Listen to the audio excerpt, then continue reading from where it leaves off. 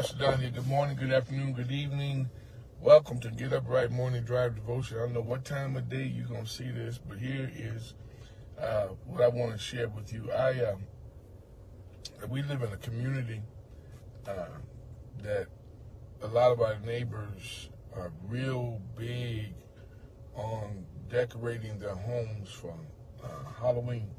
Then we go to another neighborhood that my very dear good friend lives in, and his whole neighborhood, they came and parked in there. People have to park on the street. They got police controlling traffic because the whole neighborhood is decorated for Halloween and ghosts and goblins. You know what we grew up on, man.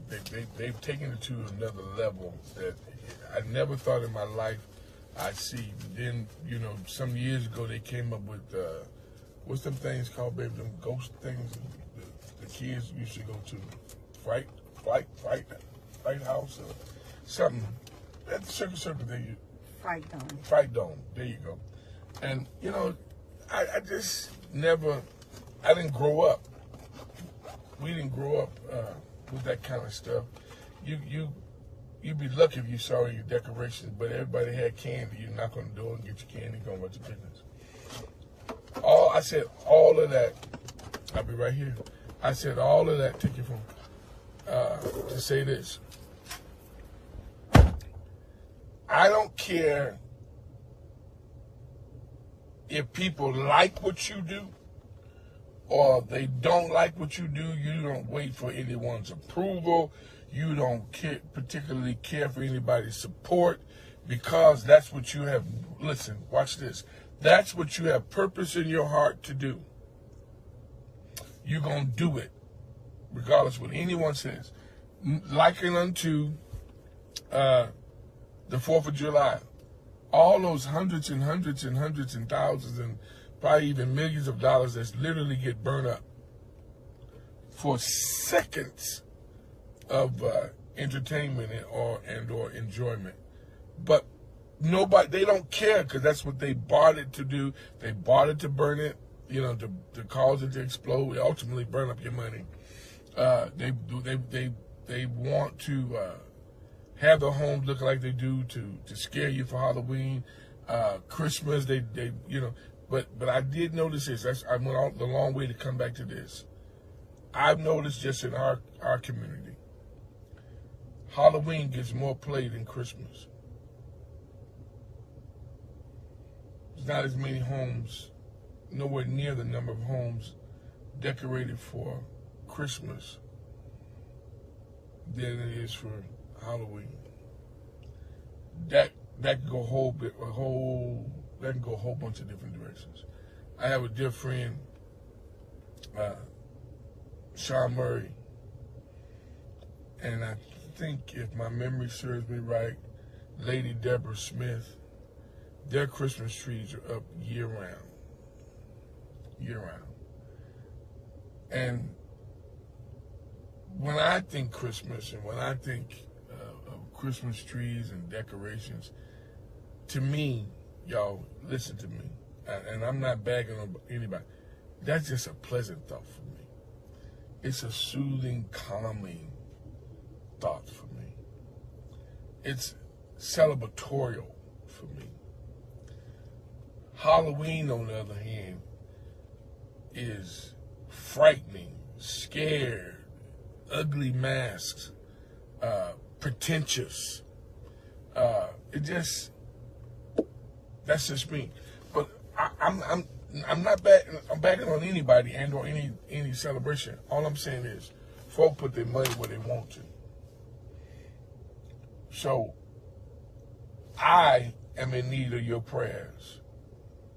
I'm in need of your prayers, because I just seemingly have a problem with saved folk having to be begged to be supportive of the house of God. This is where you attend church. This is where you come to get spiritually fed. And for your church to have to struggle and strain to stay alive and relevant And it's tough. When you got to get your executive team in a room and you've got to sit and you've got to try to figure out what to cut in the church because people aren't giving. And what breaks my heart, even more so concerning that, is you preachers.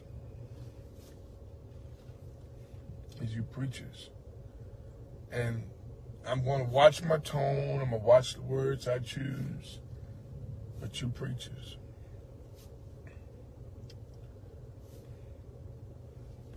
Y'all, we got to do better. We just have to do better. And as a whole, we want God to send us clients. We want God to promote us, give us raises, give us businesses, give us unexpected income.